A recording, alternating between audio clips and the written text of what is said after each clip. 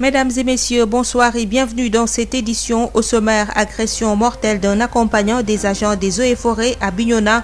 Il a été tué suite à des échanges de tirs entre une bande armée et des agents des eaux et forêts. La victime avait pourchassé et immobilisé un véhicule qui exerçait dans le trafic de bois avant d'être abattu. La délocalisation du marché Sandaga ne passera pas, ni les populations ni les administrateurs ne l'accepteront, dixit le maire Alioune Ndoye. Il annonce pour très prochainement la réhabilitation du marché, un patrimoine de la ville. Un budget de plus de 7 milliards 200 millions est prévu pour le projet. Et puis, ouverture ce jeudi de la 21e édition de la Foire internationale de l'agriculture et des ressources animales FIARA. Les exposants face au ministre de l'Agriculture Moussa Baldé déplorent les difficultés liées au transport des produits, à la cherté des matériels agricoles et des taxes. Présidentielle en Syrie, Bachar al-Assad remporte un 4e mandat avec 95% des voix à la suite d'un scrutin décrié par l'opposition et les pays occidentaux. À suivre également Info Santé pour boucler cette édition mise en onde par Pape Abdoulaye. Sud Nuit. Marie-Rosalie Ndiaye. Parlons de ce drame dans la forêt de Koudoubé, située dans le département de Bignona. Un accompagnant des agents des eaux et forêts a été tué dans des échanges de tirs les opposant à une bande armée. Ces agents des eaux et forêts étaient partis récupérer du bois saisi à bord d'un camion de matricule gambienne. Les détails avec Ben Michel Kanfoudi. L'incident a eu lieu ce jeudi dans la mi-journée à Koudoubé, dans l'arrondissement de Kataba, non loin de la frontière avec la Gambie. En effet, un jeune qui collabore avec la brigade des eaux et forêts de Bignona a été mortellement atteint par balle suite à des échanges de tirs entre une bande armée et des agents des eaux et forêts de Bignona. Ces derniers, selon une source sécuritaire, avaient pourchassé et immobilisé un véhicule de matricule gambien qui exerçait dans le trafic de bois. Et c'est au moment où ils s'affairaient à décharger le camion qu'ils ont été surpris par des assaillants qui ont ouvert le feu sur eux. Il s'en est suivi des échanges de tirs jusqu'à l'arrivée d'un renfort de l'armée qui a permis de repousser les malfrats. Le corps de la victime, originaire de Bignona et âgé de 39 ans, a été extrait par les forces de défense et de sécurité. Les forêts de Kataba et environ situées dans le nord du département de Bignona sont constamment agressées par des délinquants qui profitent de l'insécurité qui sévit dans la zone pour faire leur forfait et transporter le bois en Gambie. Ben Michel Kanfoudi, Ziguinchor, Sud FM.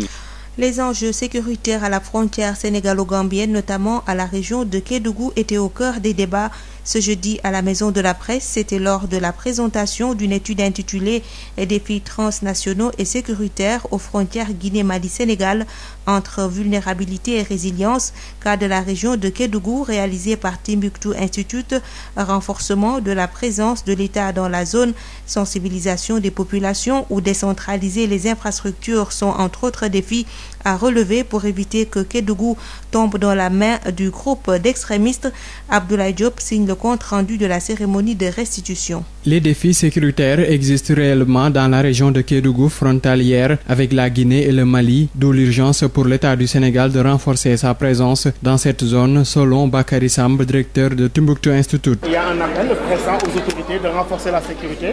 Dans le cadre de cette lutte-là, on a aussi bien besoin des militaires que des populations, sachant que la bataille du renseignement doit être gagnée contre le terrorisme et que l'autre enjeu pour l'État, c'est surtout d'éviter que si ces groupes arrivent, qu'ils réussissent à créer des couveuses locales. La région de Kédougou est aujourd'hui exposée au terrorisme, mais pour le Timbuktu Institute, il n'est pas encore trop tard pour éviter qu'elle soit une base pour les terroristes. La prévention vaut mieux que l'intervention. Le Sénégal a encore assez de temps pour développer une approche préventive avant qu'on ne soit contraint à être dans l'intervention et l'intervention. Aujourd'hui, c'est le moment de le faire, assumer une véritable politique de prévention de l'extrême violence. Certes, Kédougou a une forte capacité de résilience, mais elle n'est pas durable, estime Bakary Samb. Avec le sous-emploi, ou en tout cas le chômage, la précarité, les vulnérabilités socio-économiques, il faut véritablement des mesures d'urgence, en plus des initiatives traditionnelles qu'on connaît. Il faudra redoubler d'efforts et de vigilance dans cette zone-là pour que cette résilience du Sénégal puisse être préservée et que le Sénégal puisse demeurer cet îlot de stabilité. L'étude intitulée « Défis transnationaux et sécuritaires aux frontières Guinée-Mali-Sénégal entre vulnérabilité et résilience » cas de la région de Kédougou a pour but d'analyser les leviers de résilience communautaire dans les zones frontalières face aux menaces de la sous-région. Cette cérémonie de restitution a été une occasion pour le directeur de Timbuktu Institute de se prononcer sur la situation qui prévaut actuellement au Mali voisin. Pour Bakary Samb, la communauté des États de l'Afrique de l'Ouest CEDEAO doit jouer aujourd'hui un rôle moteur car selon lui, il ne faut pas donner plus de crédit à ces formes de prise de pouvoir en Afrique, surtout de l'Ouest. Clôture du programme de coopération pour la sécurité intérieure entre le Sénégal et l'Union européenne. En 3 ans, plus de 900 agents des forces de sécurité et de défense formés à travers ce programme dénommé SENSEC-UE, des infrastructures mises en place au niveau des frontières pour lutter contre l'insécurité. Pour plus de sécurité, un commissariat pilote sera inauguré à Mbao, un modèle conçu pour l'accès à la justice des populations, surtout celles vulnérables. Le programme est financé à près de 7 milliards de francs CFA, nous dit Josette Kali. Basé sur le renforcement et la formation, ce programme entre notre pays et l'Union européenne a pu en 3 ans dispenser des connaissances en matière de sécurité intérieure à plusieurs agents de défense. Irène Mingasson, ambassadrice de l'Union européenne au Sénégal. La formation a été un pilier fondamental. Plus de 900 agents de différents corps venant de toutes les régions du pays ont eu l'opportunité de renforcer leurs compétences dans les nombreux domaines qui composent la diversité des métiers, des missions des forces de sécurité intérieure. L'importance centrale résulte de la conscience des lourdes responsabilités qui incombent aux forces de sécurité intérieure et qui impliquent, exigent des comportements adéquats, exemplaires pour maintenir l'ordre tout en assurant la protection des citoyens et le respect de leurs droits fondamentaux. Et pour se projeter à la modernisation, un commissariat pilote verra le jour. À Mbao, ce commissariat qui propose une nouvelle organisation et des méthodes de travail innovantes favorise en effet le lien avec la population en la mettant véritablement au centre du dispositif sécuritaire. Ce commissariat pilote définira aussi une stratégie et un modèle opérationnel pour combattre les discriminations basées sur le genre, ainsi qu'un modèle d'accueil du public innovant, notamment à l'égard des personnes vulnérables. Face à l'insécurité dans la sous-région, un dispositif de surveillance et de contrôle des différentes frontières est mis en place. Irène Mingasson. Au bénéfice de la DPAF, de la gendarmerie et des douanes, des véhicules, des vedettes, des drones, de nouveaux bâtiments ont ainsi été réalisés et mis à disposition. La valeur ajoutée de ce programme, surtout dans le domaine de la sécurisation des frontières, c'est la coopération inter-agences et inter-services dans la gestion intégrée des frontières, qui n'a pas seulement été renforcée, mais qui est devenue une pratique absolument incontournable. Démarrée en décembre 2017, la mise en œuvre de ce programme est assurée par Civipol de la France, la FIAP de l'Espagne et l'Organisation internationale des migrations pour une meilleure sécurité intérieure et au-delà. Sud FM, l'info, c'est ici. Le projet de réhabilitation du marché Sandaga est prévu très prochainement. Le coût du projet est estimé à plus de 7 milliards 200 millions de francs CFA pour une durée de 24 mois. Pour le maire de la commune de Dakar Plateau, Alioune Ndoye, la réhabilitation du marché se fera sur fonds propres. Le maire de la dite commune se veut clair. Ni les populations, ni lui et administrés n'accepteront la délocalisation de ce patrimoine. Ismaïla Marcel Colli. Tout est fin prêt pour le démarrage des travaux de la réhabilitation du marché Sandaga. L'annonce a été faite ce jeudi par le maire de la commune de Dakar Plateau, Alioune Ndoye. Le projet de réhabilitation de ce marché est estimé à plus de 7 milliards 200 millions de francs CFA. Nous sommes prêts à démarrer les travaux.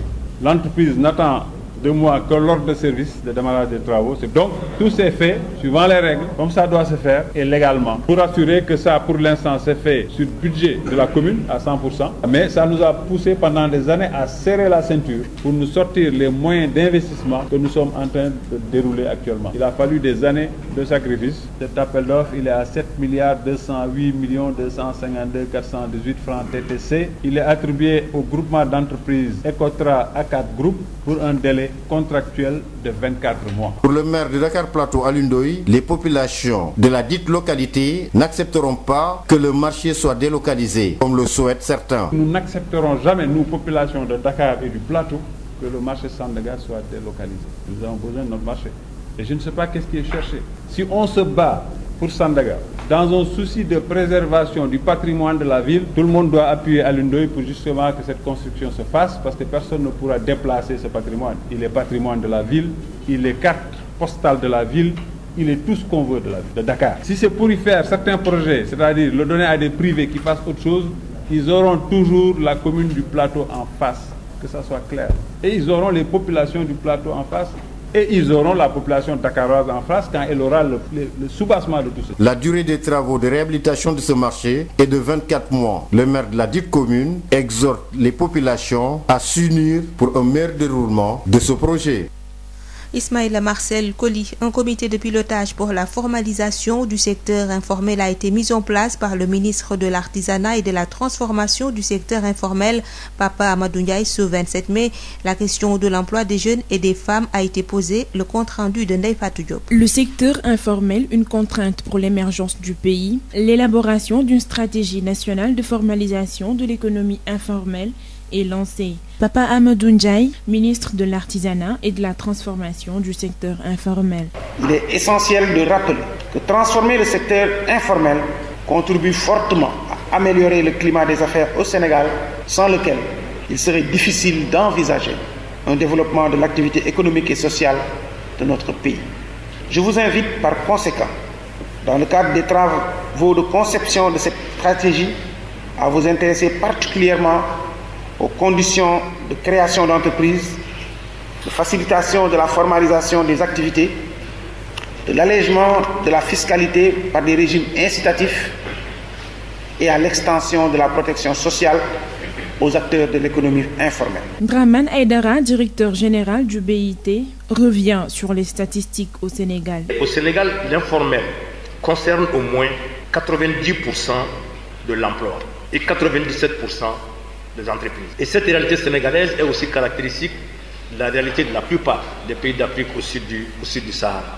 La formalisation du secteur informel, une solution pour régler la question de l'emploi des jeunes et des femmes. Aladjan, directeur exécutif de l'UNACOA ISAL. En formalisant nos activités, en formalisant nos entreprises, ça va pousser même les gens à investir dans l'industrie.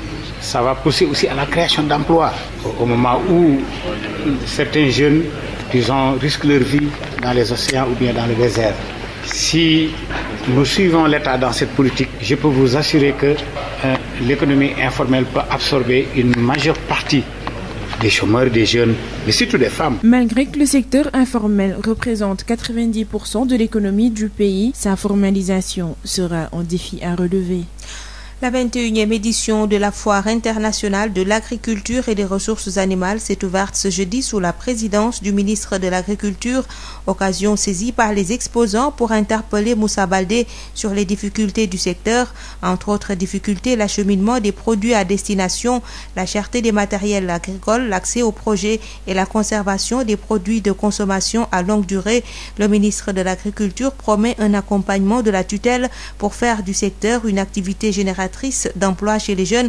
Le thème de cette fiara est rester ici, travailler ici et réussir ici. Le compte rendu d'Adam Ndione. Les exposants de la 21e foire de l'agriculture et des ressources animales ont profité de la visite du ministre de l'Agriculture pour exposer, mais cette fois-ci, leurs difficultés. Ces acteurs du secteur se prononcent. Je m'appelle Madame Ndiaye Fatou Dieng, présidente de la FEPRODES, Fédération de femmes productrices et transformatrices de la région de Saint-Louis. Nos difficultés, c'est le transport. Le riz est lourd et le transport, c'est de région en région. De Saint-Louis à Dakar, c'est une très longue distance. Et nous avons beaucoup de difficultés. Oui, c'est Carlo Baroni, directeur général de Iritech Sénégal. À partir d'Ascova Sénégal, on a vendu une partie à Iritech, c'est un producteur. Les difficultés, c'est la douane. Franchement, la douane, c'est compliqué. C'est compliqué parce que nous, tous nos produits sont importés. L'agriculture, c'est ciblé dans les PSC du gouvernement. Et on doit avoir une exonération pour permettre à notre client, les agriculteurs, d'accéder à des prix qui sont... La douane, c'est les taxes? Oui, ce sont les taxes, c'est les droits des douanes et la TVA. Pape Malick du conseil agricole. Que toute production qui sort, on puisse le vendre directement aux consommateurs ou bien au marché local. Les dépenses sortent tout simplement avec une très bonne planification avec les fermiers, de les apporter et de les accompagner dans ce chemin et de leur montrer la voie à suivre. Le ministre de l'Agriculture, après une visite de plusieurs stands, promet un appui significatif aux acteurs pour faire de l'agriculture un pilier incontournable pour l'emploi des jeunes, conformément au thème général de la FIARA, rester ici, travailler ici, réussir ici. Moussa Baldé, le ministre de l'Agriculture. Nous sommes fiers de l'agriculture sénégalaise, nous sommes fiers des agriculteurs sénégalais et nous espérons que la frange la plus importante en nombre et en tout d'ailleurs de notre pays, la jeunesse, va s'approprier définitivement le secteur pour qu'avec les programmes du président de la République, on modernise notre agriculture pour qu'elle soit une agriculture décomplexée, une agriculture moderne capable de porter l'émergence de notre pays. Les exposants ont tous salué la reprise de leurs activités économiques après une période d'arrêt liée à la Covid-19, même si, depuis le démarrage de la FIARA, les clients se font encore désirer. Les exposants de la filière riz appellent les Sénégalais à consommer local. Le riz de la vallée a été bien traité, la qualité bien renforcée et le produit disponible à toute période. Selon Fatou Dian, elle est la présidente de la Fédération des femmes productrices et transformatrices de la région de Saint-Louis avec Adama Ndione. Nous exposons du riz de la vallée, le riz basmati et le 108, fine brisure, le brisé et l'entier. Tous cultivés ici. Tous cultivés au Sénégal, à la vallée. Oui, nous appelons toutes les femmes du Sénégal de venir consommer le riz local. C'est plus bon, c'est plus digeste et c'est très bien fait. C'est très bien fait, c'est très bien fait. On a des machines sophistiquées. C'est du très bon riz. Nous avons des riz, variétés de riz homologués. Pour toute l'année, il y a toute l'année. On a du riz jusqu'à présent. Plus de 150 milliards de pertes sont enregistrées chaque année à cause de la pêche illégale et non conventionnelle. Gouvernance des pêches au Sénégal, c'est le nouveau projet pour lutter contre la pêche illicite, non déclarée et non réglementée. Le ministère des Pêches a procédé au lancement du projet ce jeudi à Dakar. Odile Minkilan. Ce projet vient en appui aux efforts déjà consentis à travers des mesures prises pour réguler l'accès aux ressources halieutiques et faire face à la pêche illégale. Makhtar Diallo, secrétaire général du ministère des Pêches et de l'économie maritime. Le gouvernement a compris toute l'importance de la question et a pris des mesures extrêmement draconiennes pour y lutter. À travers ces mesures, on peut citer notamment le renforcement du dispositif juridique dans les sanctions qui sont prévues en matière de pêche INN. Si c'est un navire étranger, la sanction minimale c'est 500 millions, ça peut aller jusqu'à 1 milliard de francs CFA. Et en cas de récidive, on va aller jusqu'à la confiscation du navire. En dehors de cela, le chef de l'État a fait acquérir au Sénégal un avion dédié spécifiquement au secteur de la pêche. Il y a la refonte de 6 vedettes pour un coût global de près de 5,6 milliards qu'on est en train de mettre en œuvre. Il y a l'acquisition de plusieurs patrouilleurs au niveau de la marine. Il y a la ratification des mesures du ressort de l'État du port. Il faut l'implication de tous les acteurs pour mettre fin à ce fléau, rajoute le secrétaire général du ministère des Pêches et de l'économie maritime. L'implication des acteurs et la transparence dans tout ce qu'on fait à travers les acteurs. Donc les acteurs sauront exactement tous les efforts consentis par l'État pour lutter contre la pêche INN, mais aussi l'implication des acteurs nous permet d'avoir aussi les informations nécessaires pour agir le plus rapidement possible. Parce qu'on peut prendre toutes les mesures nécessaires, on prend les meilleurs dispositifs, forcément il y a certains trafiquants qui passeront à travers les mailles du filet, ça c'est évident. Mais le dispositif est fortement dissuasif et déjà mis en place par les autorités. Le projet gouvernance des pêches au Sénégal, mis en œuvre par l'État sénégalais et ses partenaires, est financé par la Fondation Océan 5 à hauteur de plus de 645 millions de francs CFA pour une durée de 3 ans. À Kaolack, le mouvement Jàppo Liggéey qui regroupe des jeunes est mis en place. Ces jeunes plaident pour le développement des infrastructures modernes dans la région, le dragage du port de Kaolack, le financement des femmes et des emplois pour la jeunesse, une forte représentativité de la convergence des jeunesses républicaines dans les listes lors des prochaines élections locales, entre autres préoccupations. Pape Sarr est le coordonnateur du mouvement. Il réagit au micro de Mamadou Camara. Dañuy lancer appel président de la République Macky Sall parce que nous tey su bëggee Kaolack mel na Diamniadio balaa 2022 Kaolack mel na Diamniadio. Monsieur le président de la République Macky Sall, la convergence des jeunesses républicaines de Kaolack en général et la jeunesse de Kaolack en particulier vous lance un appel du pied. Monsieur le président, Kaolack est une ville pionnière et elle doit retrouver son lustre d'antan. On aimerait que Kaolack soit construite à l'image de Diamniadio avec des infrastructures modernes avant 2022. Monsieur le président de la République, Kaolack vous a tout donné lors des précédentes joutes électorales, donc vous devez rendre la monnaie aux Kaolackois. En ce qui concerne l'emploi des jeunes et les financements destinés aux femmes, Kaolack a été toujours laissé en rade. Sachez que 2024 n'est pas très loin Monsieur le Président de la République, et pour les prochaines élections locales, on voudrait également une forte représentation de la jeunesse dans les listes de la mouvance présidentielle. Et il n'en est plus question que la jeunesse soit oubliée. Et en tant que président de la République et fils du Sine et du Saloum, nous espérons que nos préoccupations seront prises en compte. Sud FM vous transporte partout au Sénégal et dans le monde. Sud International. Au Mali, quelques dizaines de personnes étaient réunies ce jeudi à la place des chasseurs devant l'ambassade de Russie à Bamako pour réclamer l'intervention militaire russe au détriment de la France présente au Mali dans le cadre de l'opération Barkhane. Cette manifestation intervient dans un contexte où les militaires ont repris les commandes de la transition en poussant à la démission le président et son premier ministre qui ont été finalement libérés hier soir, Sori Ibrahim Maïga.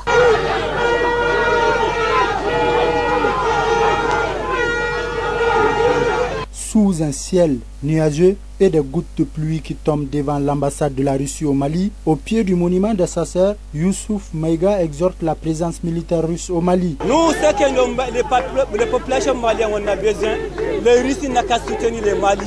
La guerre là, ça va finir pour le Mali. Nous, on n'a pas besoin de la guerre, on a besoin de la démocratie.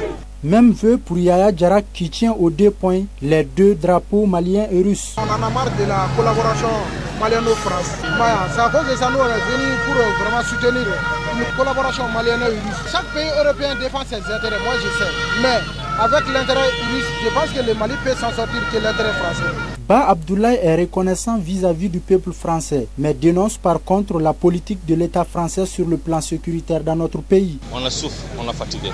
On a besoin de l'aide des Russes. Français et Russes, les gens disent que les Français ne sont pas bons, les Français sont bons. On est contre leur État, ce qu'ils sont en train de faire ici au Mali. Mais je ne dis pas aussi qu'ils n'ont rien fait. Non, ce qu'ils paient, ils ont fait. Mais vraiment, si c'est insuffisant, on est libre d'appeler aussi les Russes pour venir nous aider. Quand on parle aux Français, il y a certains Français qui aiment même les Maliens. Aiment Mali plus que même les Maliens. Cette manifestation est intervenue dans un contexte où le pays vit une crise liée à la transition avec la démission et la libération de l'ex-président et son premier ministre. Les manifestants ont par ailleurs demandé le maintien des militaires aux commandes de la transition. Sori Ibrahim Maïga, Bamako, Sud FM. Le président syrien Bachar al-Assad a été réélu pour un mandat de 7 ans avec 95,1% des voix. C'est ce qu'a annoncé ce jeudi le président du Parlement à la suite d'un scrutin décrié par l'opposition et les pays occidentaux. Les 2 autres candidats qui se présentaient face à lui ont obtenu respectivement 1,5% et 3,3% des voix. En sport, lutte drapeau de chef de l'État du 28 au 30 mai 2021 à Kaolack. Une commission médicale est déjà mise en place. L'éclairage du stade, l'hygiène et le nettoyage du stade, tout est fin prêt et les délégations des 14 régions sont présentes. Selon Mam Korfaï, le président du comité régional de lutte de Kaolack, pas de crainte, le défi de l'organisation et de la mobilisation sera gagné. On l'écoute au micro de Mamadou Kamara. On en est au dernier réglage, on est presque au bout du fil. L'infrastructure en elle-même, elle est aujourd'hui fin prête. Il y a une commission médicale sur place qui a déjà travaillé d'arrache-pied. Il y a également la commission hygiène qui a procédé au vidange des fosses, à la désinfection des locaux et également des maisons des autres. Aujourd'hui, nous sommes vraiment sur la dernière ligne droite. Nous attendons 70 lutteurs avec 14 délégations. Chaque délégation comprenant 5 lutteurs en 5 catégories, 66 kg, 76 kg, 86 kg, 100 kg et 120 kg, que nous avons été largement soutenus par des personnalités de la ville de Kaolack, par des personnalités du département de Kaolack. On est fiers de représenter cette région. Aujourd'hui, nous sommes fin prêts. Nous n'attendons qu'une chose, la mobilisation de la population. Nous en profitons pour dire que le DG de la Sénélec a repris les projecteurs et que nous aurons un stade très bien éclairé, des gradins très propres, un dispositif de sécurité accompli. Aujourd'hui, vraiment, nous sommes prêts pour accueillir le drapeau du chef de l'État. 3 millions de nos francs, c'est la participation financière du directeur général des grands trains du Sénégal, par ailleurs maire de la commune de Ndofane, pour les phases finales des compétitions de lutte dotées du drapeau du chef de l'État, prévu du 28 au 30 mai au stade Lamine Gueye de Kaolack. La cérémonie de remise de l'enveloppe financière a eu lieu au conseil départemental de Kaolack. Sékou Diatta, membre de la cellule de communication des grands trains du Sénégal, est au micro de Mamadou Camara. Donc effectivement, je tiens à préciser que effectivement la somme symbolique est estimée à 3 millions de francs CFA. Ce geste symbolique est venu au point nommé parce que M. Ndiaye, effectivement, il n'a fait que soutenir vraiment son terroir. Et puis tous les jours, M. Samba évolue dans le développement de son terroir, Ndofane et de sa région Kaolack. Donc c'est ce qui explique, entre autres, vraiment son soutien au niveau du comité régional de lutte de la région de Kaolack. Merci M. Mamkour Faye qui nous a accueillis, avec qui nous sommes entrés en contact il y a de cela 72 heures durant, pendant la nuit, pendant la journée. Monsieur le maire, le directeur général des grands trains Sénégal m'a mis en rapport avec lui. Il m'appelle, je l'appelle pour des renseignements. Je salue son engagement et sa détermination pour le développement de la lutte au niveau régional de Kaolack. Monsieur Mangor, nous vous remercions. Sud FM, chez vous, à tout instant. Biotox anti-moustique pour le corps, les vêtements, les rideaux et draps vous protège contre les moustiques chez l'adulte et l'enfant. Val d'Afrique vous offre votre journal de la santé.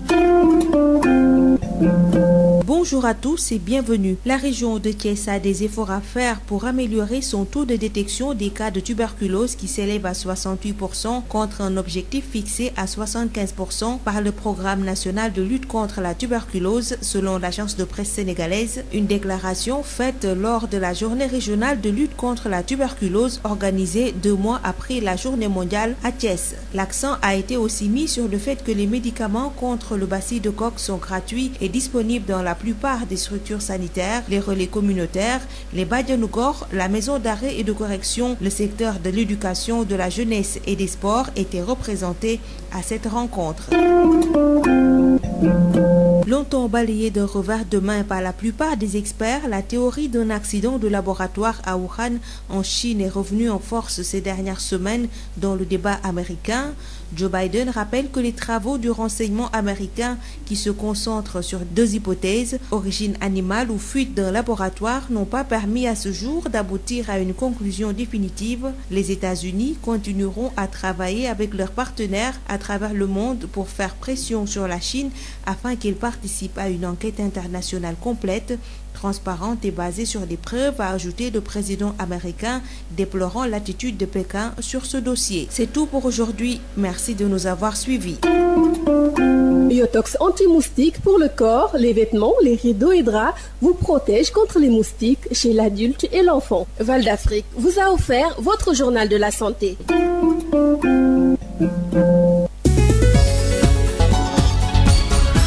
Marie-Rosalie Ndiaye. Mesdames et messieurs, c'est la fin de cette édition. Je vous rappelle les titres. Agression mortelle d'un accompagnant des agents des eaux et forêts à Bignona. Il a été tué suite à des échanges de tirs entre une bande armée et des agents des eaux et forêts. La victime avait pourchassé et immobilisé un véhicule qui exerçait dans le trafic de bois avant d'être abattu. La délocalisation du marché Sandaga ne passera pas, ni les populations ni les administrateurs ne l'accepteront, dixit le maire Alioune Ndoye. Il annonce pour très prochainement la réhabilitation du marché, un patrimoine de la ville. Un budget de plus de 7 milliards 200 millions est prévu pour le projet. Et puis ouverture ce jeudi de la 21e édition de la Foire internationale de l'agriculture et des ressources animales FIARA. Les exposants face au ministre de l'Agriculture Moussa Baldé déplorent les difficultés liées au transport des produits, à la cherté des matériels agricoles et des taxes. Présidentiel en Syrie, Bachar al-Assad remporte un 4e mandat avec 95% des voix à la suite d'un scrutin décrié par l'opposition et les pays occidentaux.